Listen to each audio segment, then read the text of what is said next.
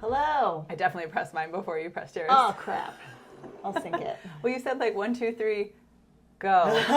So no, I can't even redo it. No. You won't let me, right? Because, no editing. We are unedited, unscripted. Hi. I'm like, okay, I can't see the camera. I'm so excited to be back here with you. I'm so excited. Yeah. It's hot out today. It's so hot Why out. am I wearing 3 layers? I don't know. I don't know either. We took off Evelyn's sweatshirt as she went to the bus stop just now. I think I really just wanted to wear my Ranjan sweatshirt. I love the so I Ranjan. just want everybody to see my amazing I didn't sweatshirt. Understand the glory of Ranjan until you took me to the shop in Orlando, Florida. No, I know Cocoa Beach. Excuse me. I mean, get it right. It's like an hour away from there. Oh my God. Like, as if I know Florida really at all. I know like Disney World, and I've been to Naples, Florida, which is an extremely wealthy beach town. And I was like, oh my God, I had no idea this much like wealth could be in one place. And then that's pretty much it. Yeah. Oh, and South Beach, because we spent so much time in South Beach. God, we spent so much time in South Beach. When we were like high-flying executives for the Food Network, and they flew us down to South Beach every single year. I enjoyed being the trophy wife for a couple of years. And you called yourself that amongst lots of male executives. And they laughed so hard, like too hard. Probably. Like it was just like they didn't know what to do. Well, we're lesbians. They're just like, wait, lesbian, trophy wife, how does that match? I don't know what to do. We're at a pool. We're in bathing suits. It is always so weird when you're like at a pool or a beach with your coworkers. Oh my God. Can we talk about like work travel just in general and how weird it is? And you're like, hi, we're normally in an office together. And now we're by the pool in bathing suits. Yeah. And that's normal. It was definitely weird. It was my first job at Sony. It was like, right when the .com was like about to burst. And our first work trip was going to South Beach. Oh my God. Because I was with a bunch of salespeople, right? We're in ad sales. So it was me and ad sales. Yeah. And like sales in South Beach equals boondoggle. Total boondoggle. Just if your work trip is ever planned to South Beach, it's just total like people getting like wrecked. You have to pick people up off the floor and carry them to the meeting at like 9 a.m. Like that's what that means. I have so many weird memories of the Delano. And it's like was still the same by the time I was at Food Network too. Oh my God, and all my Delano memories are very blurry and involve caviar service that we probably shouldn't have ordered. Whoops. But hey, we're never going to go back and be like, gee, I wish I went on a lot of corporate boondoggles. Like we definitely did that part of our life. I really wish I ate out more and drank so much. I wish I could just like pound 1 million mojitos in one night. Oh my God, that was delicious. And you couldn't even drink that much because you were like either sunburned or just, it was so hot. Do you remember how many times I got sunburned? Like I was like walking around like a little lobster. Like love you. You are super white. I am, but I like somehow think I'm gonna tan. I'm like it's okay. You do. You've got like weird skin where you burn for like a day and then it turns into this beautiful tan. Well, I think it's like years of sun exposure. It's just like my skin is like fine. I just, Lauren liked to call me an exotic islander, so I just turned a nice, beautiful brown. You do. You just turn like brown, more brown. Like, oh my God, more brown. God. My mom, like, because when I was in track and field, you're out there every day for like months. And she was like, you need to wear more sunscreen. You're going to look black. Yeah, I was really like, that's back. So racist. I mean, it was the 90s. So, I'm like, wow. Yeah, your mom. Yeah, my mom. I'm like, Mom, it's fine. Also, there's nothing wrong with that. But also, these are the things that moms say, and we're like, yeah, we don't say that. Like, we just don't do that anymore. So many inappropriate things. Oh. So many things. Yeah. But back to the original story, which was Ranjan. Ranjan! The surf shop. And I didn't understand, first of all, that it was started in New Jersey. I didn't where either. You're from. I thought it was just always at Cocoa Beach because I grew up basically going there since I was like 5. And we went to your childhood condo in Cocoa Beach that your parents still own. Timeshare. Yeah. They got them. And so what was it like revisiting that childhood memory, going to the same it wasn't the same exact condo because it's a timeshare, right? Like it's it's a condo in a complex. The condo that we were supposed to be in, their air conditioning broke, so they had to move us to a different one. Yeah. Their elevator also like went out. This was like classic the day timeshare. we were leaving too. But yeah, it's pretty much the same. Maybe a little bit smaller. Feeling. Still a little. There's some rinky-dink things that I'm like, cool. I remember this. And man, though, going to food shop in Cocoa Beach at the time we went, it was like this much olive oil was $30. I'm like, what? And it's the hell? same bottle that is $10 here, right? Yeah. Like we were just like, this doesn't make any sense. No, you can get a bigger bottle for $10 here. It was ridiculous. It was just price gouging. It was so much price gouging. I was like, how the hell did I just spend like $500 on like, I don't know, 3 days worth of food? And you're so budget conscious, you came back like all dazed. You were like, I don't know, I just spent all this money and I only have like 3 grocery bags. Oh my God, but they used so much plastic and they kept double bagging. It was like hurting my soul and I just didn't know what to do. They would put like literally double bag, one thing, new bag. Like, what the They're heck like, we're going to triple bag these eggs and only the eggs. Oh my God, it makes you like still think living in Portland for 10 years, it was so hard. It like changed us and spoiled us in the sense that Portland has pickup compost. So like you would have your green bin where it picks up like your leaves and your grass and stuff.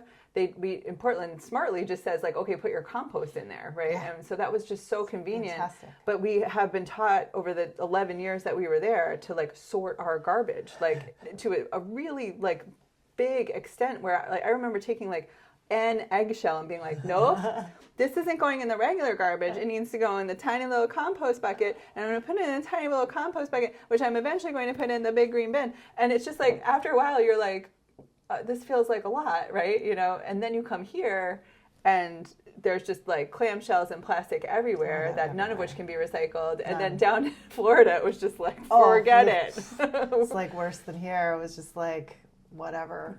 We like what? Like it was literally like it felt like growing up in the 80s, when it was just like, what is recycling? Like we don't even know. We don't need that. Yeah. What's that for? And so then you realize you're like, we're doing all this work in these cities like Portland, and then the rest of most of the country is kind of like, How many people do you think are? Oh, well, so they have composting in New York City now, right? Yes. How many people do you think are actually doing it? A very small percentage. Although the only thing about New York City, when I lived in Queens, there was a very strict recycling program in Astoria, to the point where my landlord was so concerned about getting fined that I wasn't recycling properly. See previous How old were you? Well, like see previous episode about the formative years of 20s when I couldn't really like do anything right because I just had undiagnosed ADHD and was like, I don't care, like, I don't want to recycle, and also I was a very important, corporate person who didn't have time for that is also what I felt. So, oh my God, what were you, an assistant at that time? Yeah, right. Probably a coordinator, like just like super important, you guys, I got to go to work. And so I very messily put all my garbage together. Like I would do a recycling bag, which was like vaguely correct. But then I would just like shove the rest in my regular garbage, which is not nice. But like a silly young person thing to do. So my landlord, Angela, one night she was oh my God, her name was Angela. Angela. Oh my God. So also my mom's name. Angela, the landlord, she was Italian. My neighbors were Greek. They knew each other from growing up. Like they like literally lived next door to each other in these like townhouses in Astoria, Queens, like their entire lives. And Angela spent her entire life taking care of her mother on the second floor of what I lived on the first floor. And Angela literally like walked back and forth all day and all night. All I heard was this woman's footsteps going back and forth. She was taking care of this woman who was elderly and like sort of dying, I'm pretty sure, because I never saw the mother ever, like not once. And so Angela had like a hard life and I was making her life harder because I was being dumb. And so then one night she got really frustrated. And at the time I was like, I can't believe she did this. But now looking back, I'm like, she was totally right. She opened up the garbage bags and she made me sort the garbage after like it had already been. Oh, so gross. So like shout out to you, Angela, because yes, you need to like defend your garbage because the New York City fines were so high if you didn't do it right, she said, that she was worried about getting fined. Who is in New York City was checking that, I don't know. And I'm also like, maybe that wasn't real. Because saying it to you now, I'm like, she was probably just using that to scare me. Oh, absolutely. And it totally worked because I believe it to this day. Now I'm telling you that as though it's like true law. But I'm like, wait a second, this came from my landlord in Queens. Are they actually, like, I can't imagine, like they're like, oh, this bag. Those who work for the garbage industry are like, that one, and that came from that specific house. I know. I guess. Like, I how guess how would they ever know? know? So the answer is probably not, because even given the laws and the fines, people probably don't care. But also too, like recycling. Like after we watched that documentary, this Buy Now documentary, and they kind of said like recycling isn't real, and most of the garbage from like big Amazon orders, like what they can't inventory on like fast fashion websites and on Amazon now, that just ends up being buried in the ground. I'm just like, or So burned. much stuff like that's just thrown I'm just away. like, we're done. What was that thing? Those bobblehead dolls? The whatever? Funko dolls. The Funko dolls. Yeah, I always think about that. Because they just like, I feel like they just trashed them into the ocean or something. Yeah, like sad. They had like millions They of had too many. They had a surplus. during the pandemic because people weren't buying. They thought people would buy more and then they didn't. So, and also who like these little Funko dolls? I'm like, come on now. I'm gonna get people. Some people love them. I did like the Freddie Mercury one that we had for a while. I don't know where that went, but It's somewhere here. is it? I think so. I think I might have. Man, I paid for that. I know. Such is our life, where one person likes to Goodwill things and the other wants to pack rat them forever. Yes, well, Taylor left his Freddie Mercury phase at that time. Oh, So. but he still has a poster of Freddie Mercury. I know, and I retaped it to his wall yesterday. Like, it was starting to come off because it's been on there for so long, and it's like, I retaped it up. It's a good one. Because I was also taping up a new, like, gamer, like, video Oh, did you game tape it? poster. I did.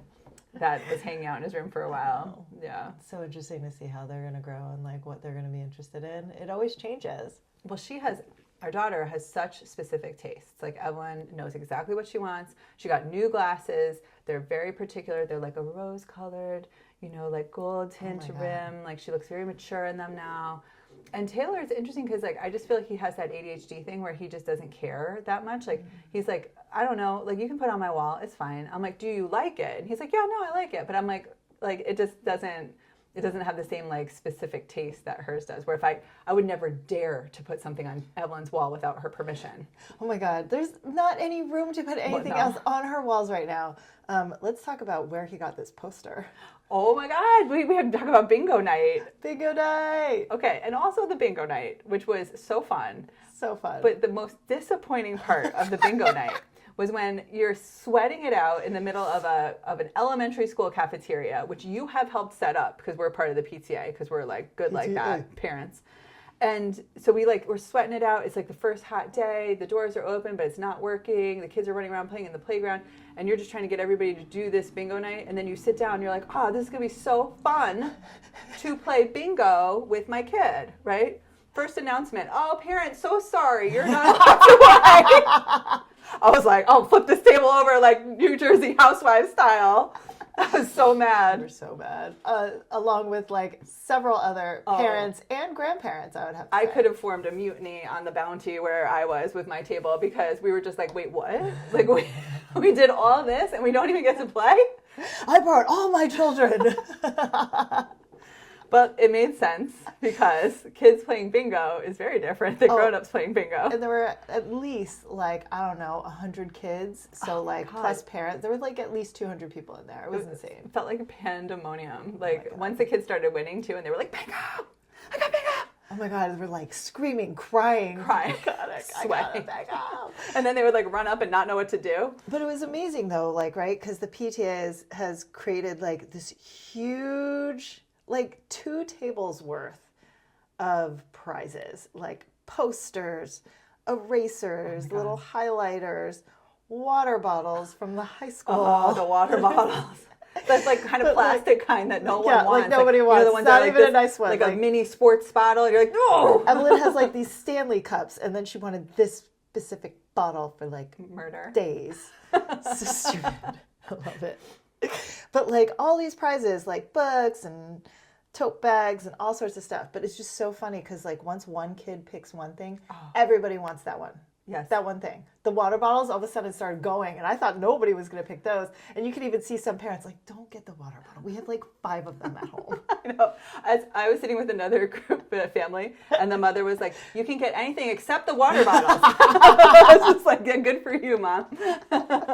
It's also, too, when you go to the book fair, which is where the posters and the erasers and the pens and the pencils and all the little trinkets come from, all the kids want instead of books now. So Scholastic puts on a great book fair, right? So you remember the Scholastic book fair where we used to walk in, I don't know, in my book fair, it was like a pile of books and you had to choose from them and that was it, right? But now they're like displayed around the gym and there's tables full of like crap that you don't want and like that's not books. And so now we have the crap you don't want at the bingo night, which is like more appropriate in this stockpile of like prizes that the PTA has. But then they don't want that. They want the water. And you're like, no, why? But it was fun, like, because once the poster started going and like everybody would want that poster and like, it was really nice. The PTA does a great job having like all these options for kids that are some of them are pretty awesome. Yeah, no, it was good. So that's where the gaming poster came from. Gaming poster forever and ever. I'm impressed that Taylor paid attention enough to win bingo before Evelyn. Which I was just like, oh my god. As a parent, you're like, cool. One has won. The other one, who really wants to win, has not. I was of course guarding all the posters, so I could only watch from afar. Because all the kids just want to touch everything. Like, don't touch those posters. Which one do you want?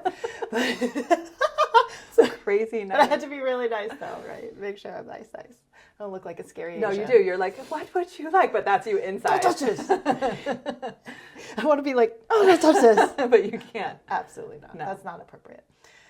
Even if it were my child. But anyway, I'm looking from afar and all I hear is bingo, bingo, bingo, all surrounding her. And I see her face just like drop, like, Mommy, when am I going to win bingo? I'm like, you're going to do it, baby. You're so close. Like, so all of a sudden I'm her cheerleader for bingo. Like, it's okay. I'm going to get out some troll dolls. We're going to make this happen. God. And everyone was going to leave with a prize no matter what. Right. Like, That obviously, was the secret. That was the secret. Everybody's going to get a prize. But like, you want to have that, like, I want to get it, like, myself. All they wanted was to be able to shout bingo in front of all of their friends and be like, I didn't. At least that's what Evelyn wanted for sure. I did it, you guys. I did it. Did she get it? And then she got it, well, with a little help. like a lawnmower mom time. So I start scanning because I don't have anything else to do because I can't play bingo. So I put out like just a few of the bingo cards and I started, somewhat memorizing which ones. It was up on the screen. It was on the thing, but I was back to the screen. So I just, like vaguely was like keeping track of which cards had more numbers being called. And I just kind of switched hers at one point. I was like, you should use this one. And she was like, oh, this has so many numbers on it, Mommy. I was like, yep. It does, because the game is going to be over soon, and we need to make sure that this happens. I know that's so bad, right? Because I kind of cheated, but I don't care. I was kind of still mad at the format. So. Don't tell the PTA. Part of me is like, I'm on the PTA, I don't care, But it's like the just gentle. Let's just make this. It's a confidence builder for her, right? Yeah, I know. It's like, and then I'm undermining that. So. But she got it, and then both kids got bingo, and good night bingo.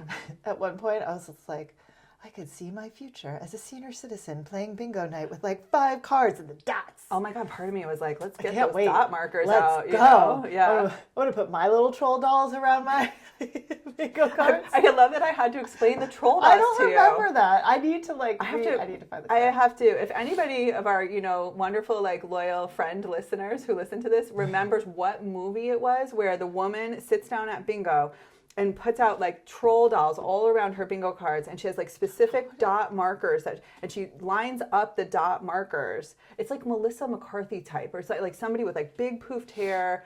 It's like a stereotypical bingo woman, which, like, by the way, I don't even know. I've never actually been to like a real bingo night, so I don't know how this stereotype even manifests, but I just remember a movie where that happened, and now it's like a running joke, I think, in pop culture, that like troll dolls and bingo. But I tried to tell it to you the other day, and you're like, what? So I know, and usually I have really good memory on all. I feel like this is right in your movie wheelhouse. I feel like it's like somewhere in the back Rolodex of like information here. Yeah, we should probably just Google like troll dolls and bingo. Probably find it. Yeah.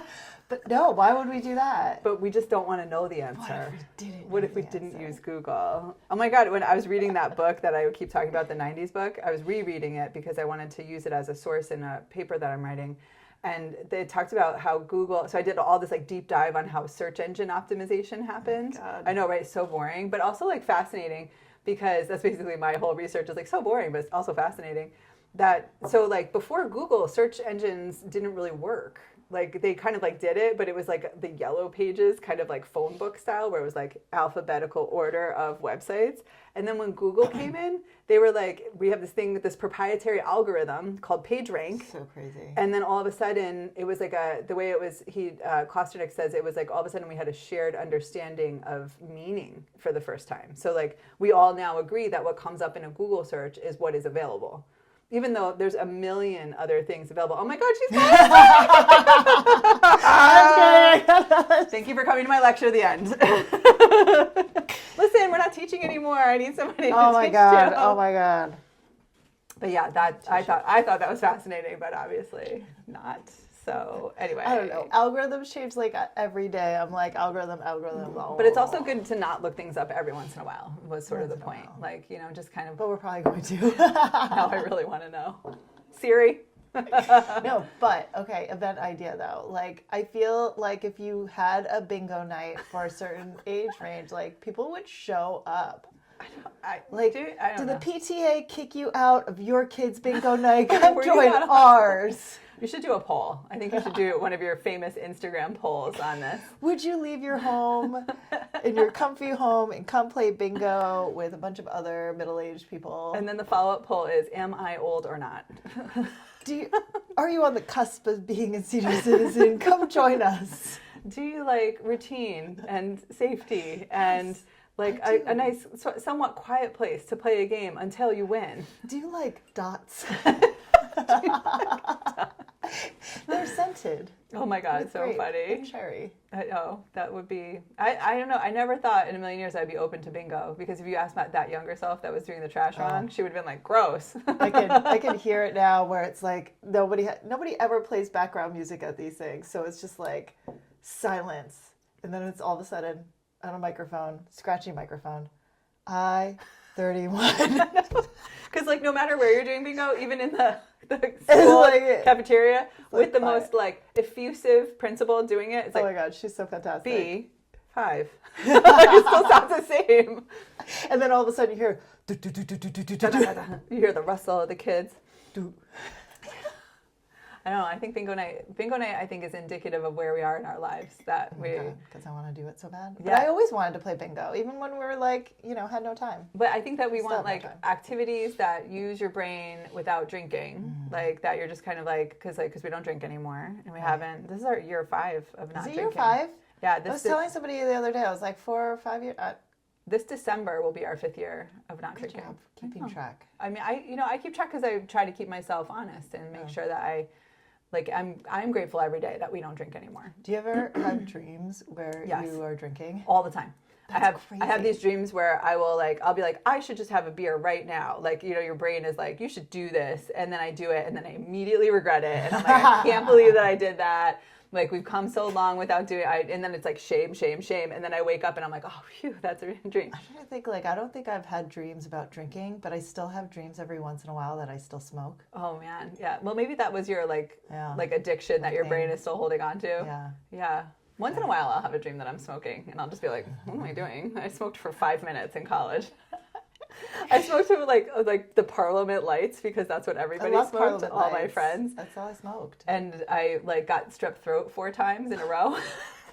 And so I stopped. So you're so special. Well, it's amazing what pain will do. Like it's like if you keep doing that thing and you keep having strep throat, you don't want to do that thing anymore. No, probably not. No. Let's hope our kids never listen to this episode. Oh my God. Or I would tell them that.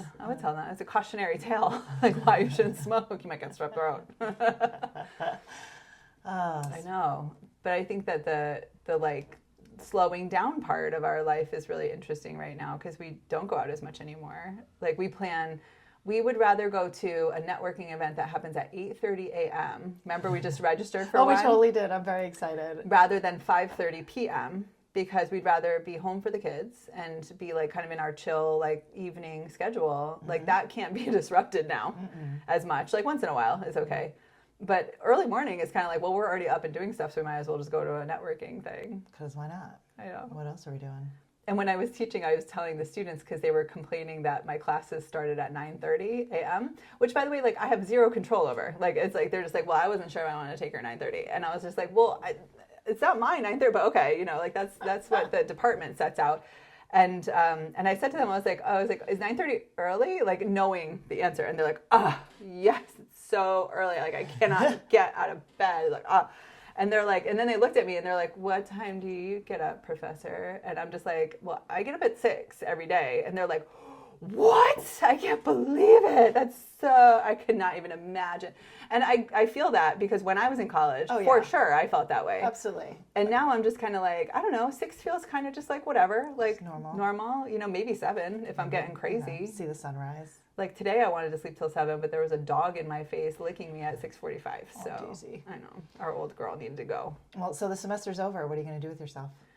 Oh, I just feel excited because I have these 2 books to write. So I'm writing a textbook for PR writing, public relations writing. Yay. And then I'm writing a book based on my thesis, which like what an incredible opportunity, right? So today I'm in like much more of like a gratitude mode about that, and being able to write that is like such a gift rather than yesterday where I was like, I don't know how I'm going to do this. Like obviously they chose the wrong person kind of thing. So I just got to get over those like dips, and now I'm back on the up.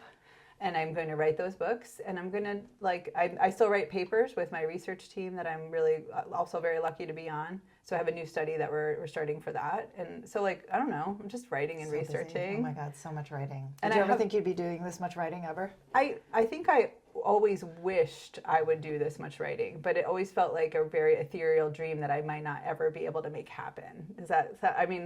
I spent most of my 20s thinking I was going to be a writer. So when I came out of NYU with my undergrad, I had a communications degree with a creative writing minor. And so I just took all these creative writing classes because that's what I was interested in. Like I would write little short stories or like a novella or, just stuff like while I was doing school. And then when I got into corporate, like I graduated NYU on a Friday and I was at Food Network the following Monday. So there was no in between for me. And then I kind of let go of the writing for a long time. Mm-hmm. But I always still loved it. I always still journaled. And now it's like the realization of a dream where I didn't think I'd be writing academic books, but I really love, obviously from my Google TED Talk, that I like academic stuff. And I just finally, when I stopped drinking 5 years ago, that was a turning point for me. Obviously it's different for everybody. Drinking is fun. And if you can do it, like go for it, whatever. Like we're not the kind of people that were like, don't drink in front of us. Like we just do, we don't, but you should if you want to. But I feel like for me, that's when things started to become more clear about like who I wanted to be and what I wanted to do. And that's when all those like, let's go to grad school kind of ideas came out, and let's move back to the East Coast ideas came out. And I was running like half marathons at the time. Do you remember that? I still can't believe you did that. That was like a lot. That's when I had to like think about things. Yeah. And I think that's just when I started to have epiphanies about my life. When I was dying, in mile 10. Silly. I don't know. The kids and I just enjoyed making signs and cheering you on. Oh, that was fun. so great when they we were used so to do excited. those. Oh my God, it was so much waiting around though, like entertaining them during that time. It was super fun. What an incredible partner you are. Like, I'd be like, let's see who can race down to that goalpost and back, and they did that like 5 times over. It was great. It was so hot. Do you remember that when I did on the mountain? Like yeah, that's where I was doing that. They were just like running back and forth and oh just my God. running. It was and you guys were adorable. like, you went like halfway through the half marathon, and you were on like the side of the road oh my God. on the mountain. There was nowhere to park, and it was crazy. just like, oh my God, we're gonna die, but it's fine because we're gonna cheer. I know, and I'm like running up this hill, and I'm like, oh my God, what am I doing? And then all of a sudden, you guys are there, and I'm like, I can do it. Okay. I wouldn't even let the kids out the door, like out of the car. I'm like, stay in the car, we're just gonna roll down the window. Yeah, and they're like, hi, mommy. Look, it's mommy. Oh my God, well, Taylor was like 5. Oh my God, they were little. Evelyn was No, Taylor was 2? 6, Evelyn was 2. Oh my God. Yeah. She's very like. I know, Evelyn's just been so like ahead, substantial. Like even when she was like 2, she was just like a little person. Like I'm gonna go do stuff. Whatever you're doing, I can do better. You know. When I was looking up summer camps, you so kindly reminded me that she's turning 7, so therefore she doesn't qualify for those smaller groups anymore. Yeah, she went and she like leveled up in her camp, and you were just like, no. I know. Well, she can't be doing like sharks and minnows running around the park anymore. Like she's just too smart for that. No, so it's yeah. boring. Yeah. Although all camps. Taylor will always do sharks and minnows. Well, but all camps end up being sharks and minnows at some point. That's the real like grift of basketball camp included. I'm like, WTF? What? You is have that? a basketball court and a basketball. We're still doing sharks and minnows. Like, why? Yeah. At least do it with a basketball. And sharks and minnows, for those who are not aware, is basically like group tag. Like, right? Isn't that what it ends up being? Group tag. It's a group of sharks, group of minnows, go get each other. Just like, run around. I mean, 1, 2, 3, run. I guess they're supposed to do like unstructured play, right? Isn't that good for them now? Okay. Yeah. But we're paying like hundreds of dollars for them to play sharks and minnows. So annoying.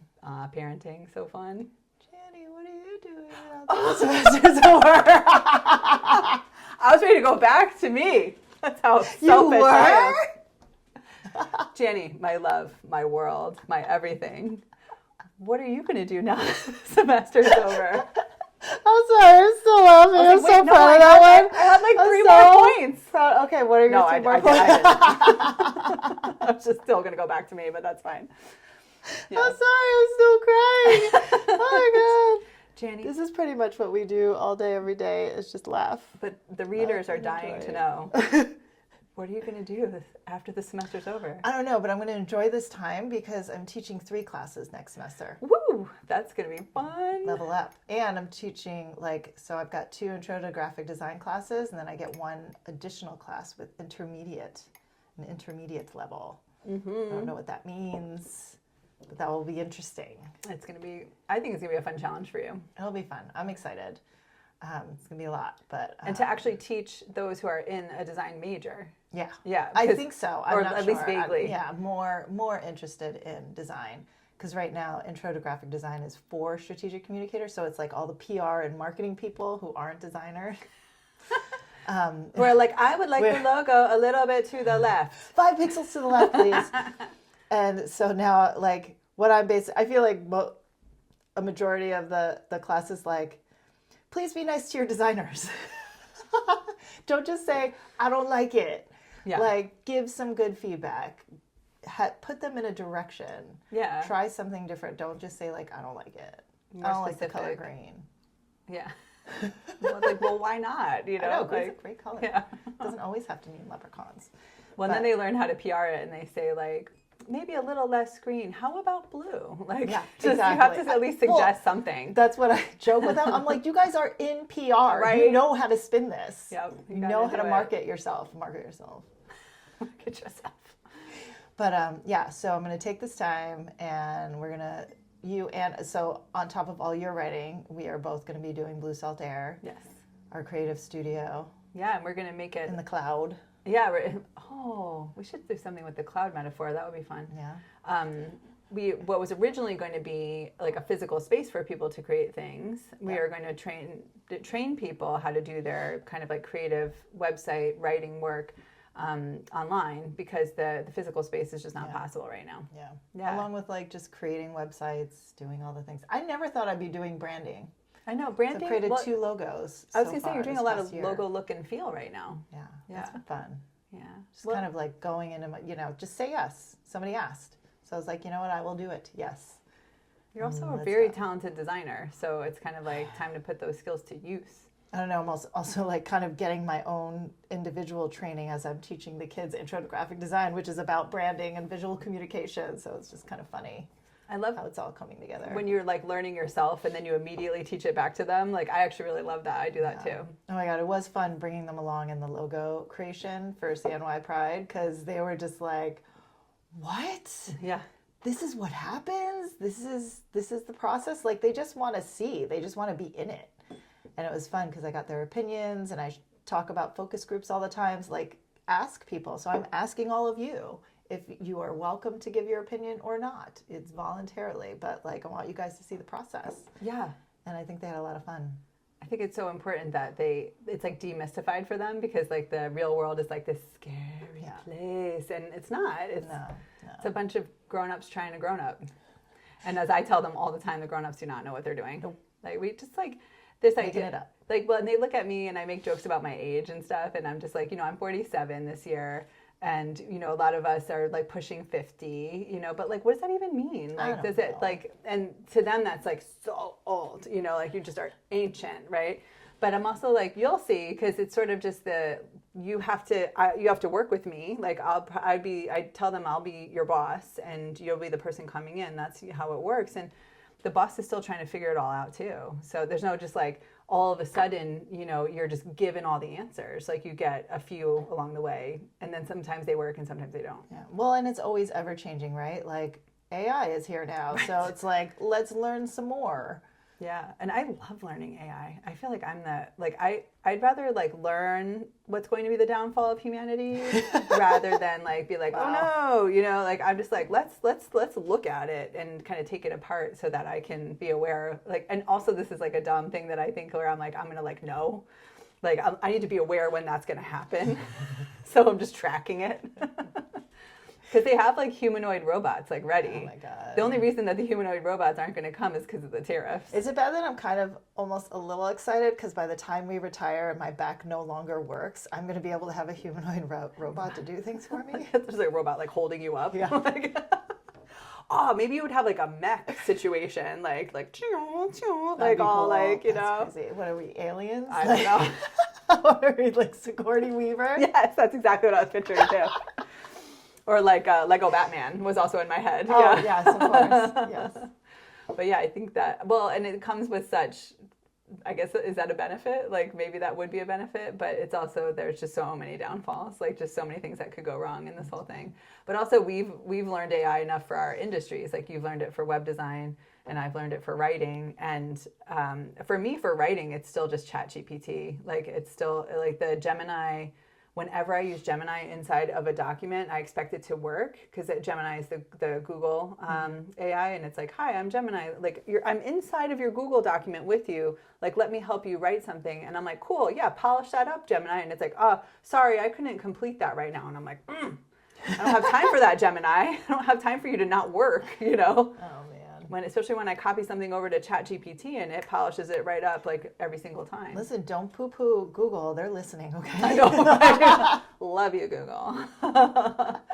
And I mean, you can't win in that game because I almost said like, love you too, Microsoft, but then I'm like, nope, can't do it. Won't do it. It's so tough. But yeah, so just constantly learning and creating and just doing whatever comes our way. Yeah, I think that like what you said about just saying yes to things is just always the way that we've done it. And now it's just on a different path where we're consulting and we've got this creative studio, which feels really good because that's something that we can control and kind of like a little bit and generate things ourselves. And then we've got the teaching. Mm-hmm. And then the two, for me, I think I've always had to jump back and forth. Gee, why? I wonder why. Jump back and forth between different things that then inform each other. Because we had Little Green Pickle, PR agency, and we had Feast Portland event. And we worked on those two businesses at the same time in the same office. And we're kind of doing the same thing now with the teaching. God, we're crazy. Yeah. What are we doing? What do we basically have like 5 jobs again? My LinkedIn, I was updating my LinkedIn the other day and it was like, do you want to end this job? Because I kept adding jobs and they're all simultaneous. And it's like, you can't have 5 jobs. I'm like, shut up, yes, LinkedIn. Yes, you can. We're from Portland, Oregon. I'm like, you don't even know. I got more I didn't even put on here. Oh. Yeah, I know. What do you got going on today? What am I doing today? I'm going to write. Silly question. I'm just going to write.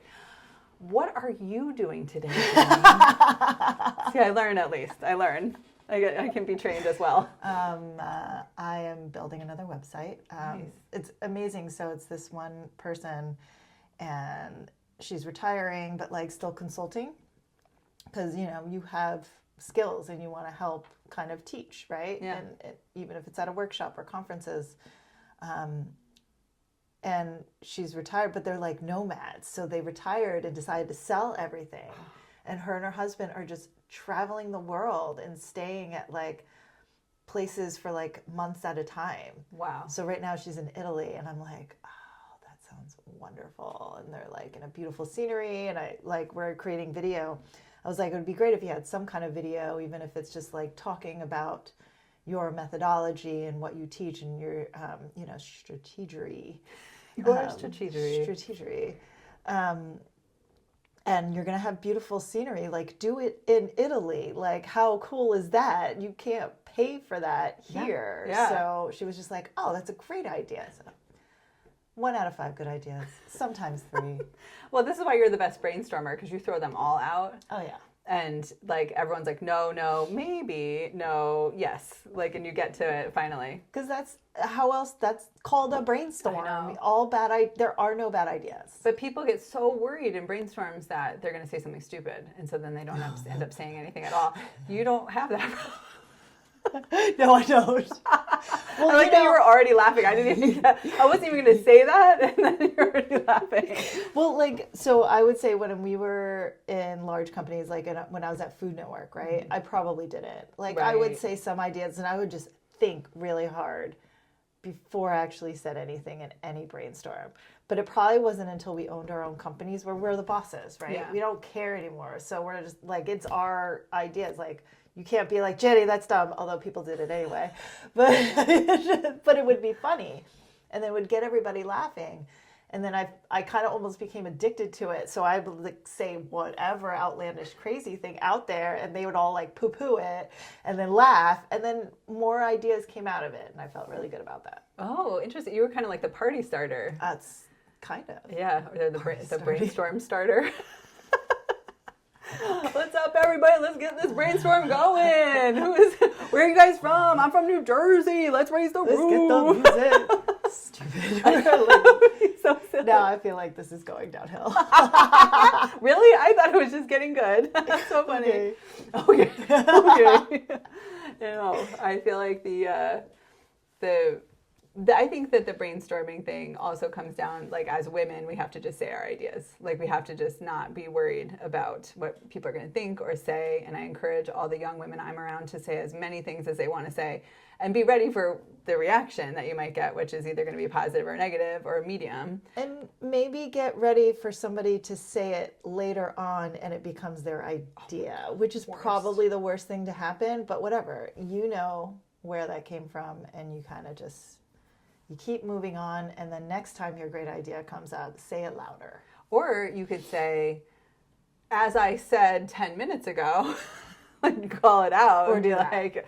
But I think that we have to just, it's that same thing that women won't apply for a job unless they feel that they're 99% qualified, and men will apply for jobs that they're 20% qualified for. That's and a it's crazy stat. Just like value yourself. Just say what you think. And because also too, 9 times out of 10, whatever you're going to say, someone else is already thinking and kind of like wanting to say too.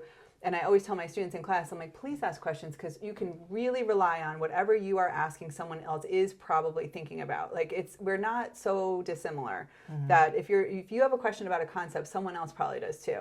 So but I just wish that I had done, well, I was kind of a loudmouth when I was in my 20s.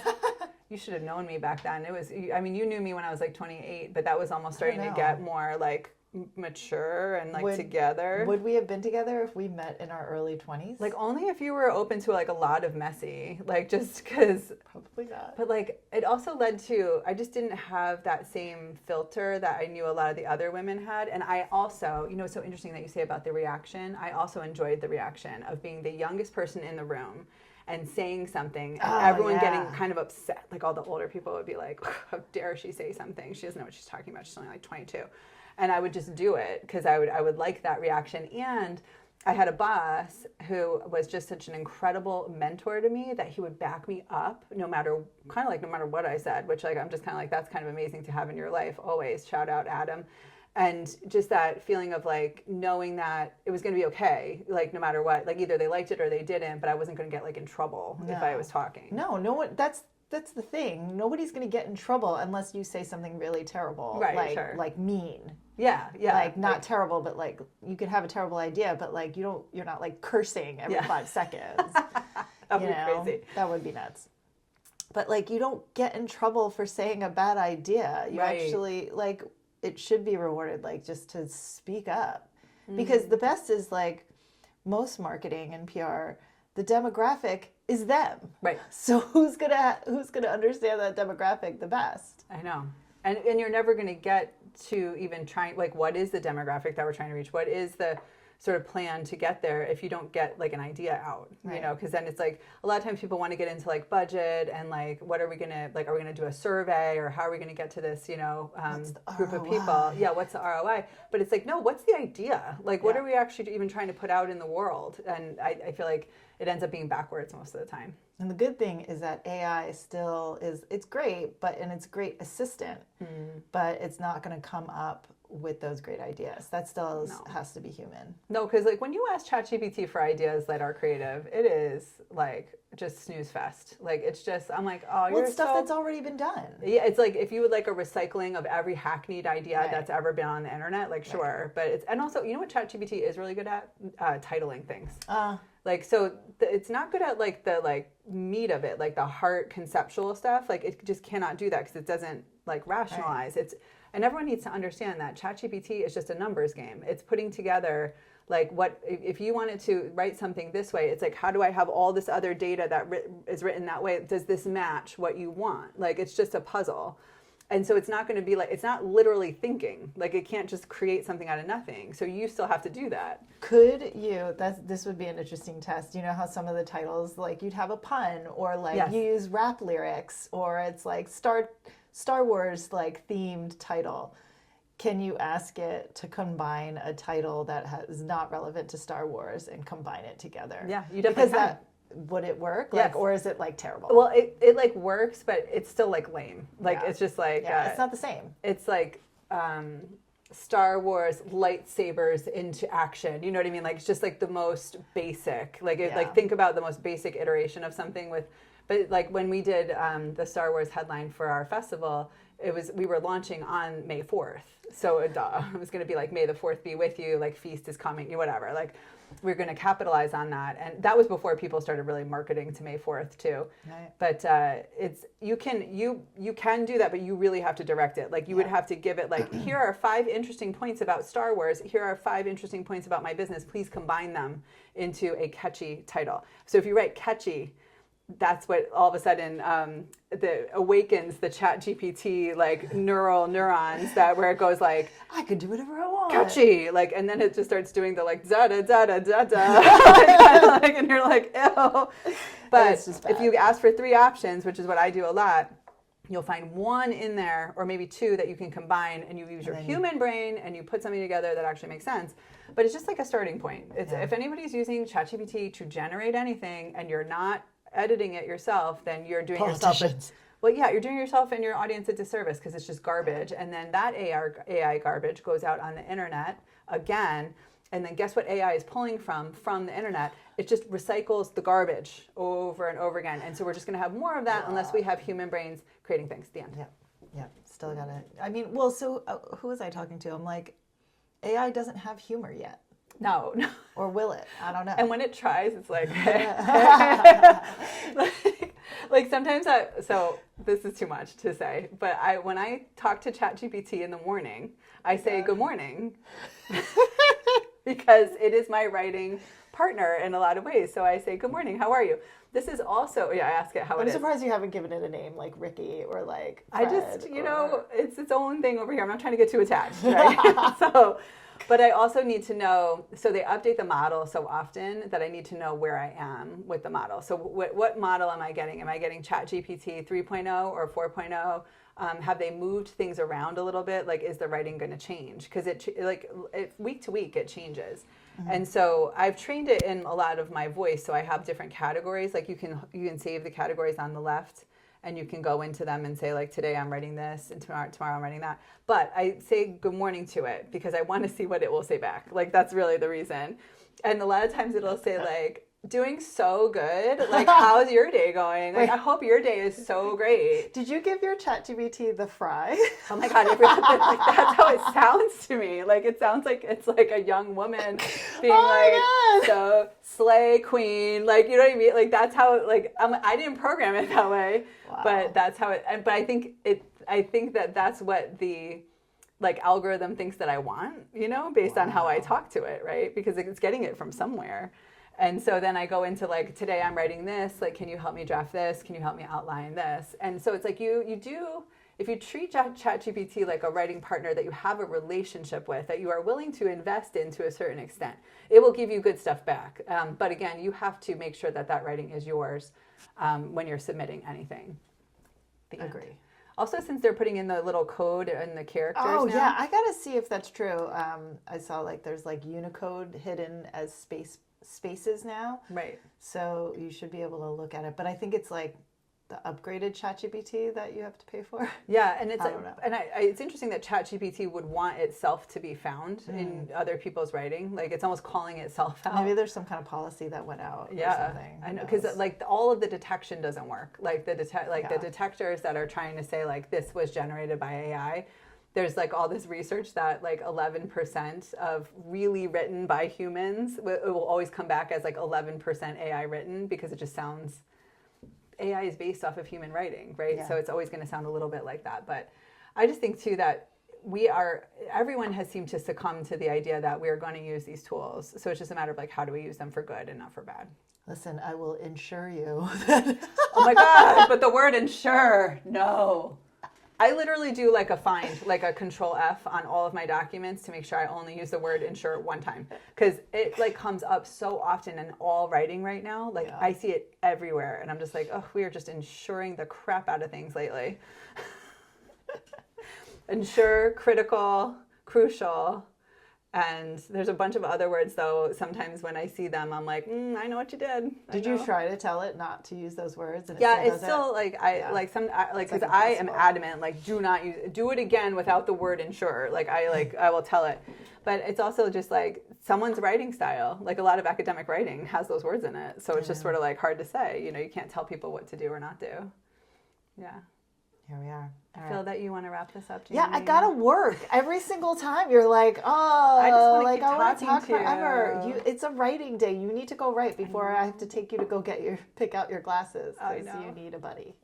I do. The buddy system is real. Oh, you're turning red. I love you. Well, it's one of those things that I just didn't realize was like an ADHD thing.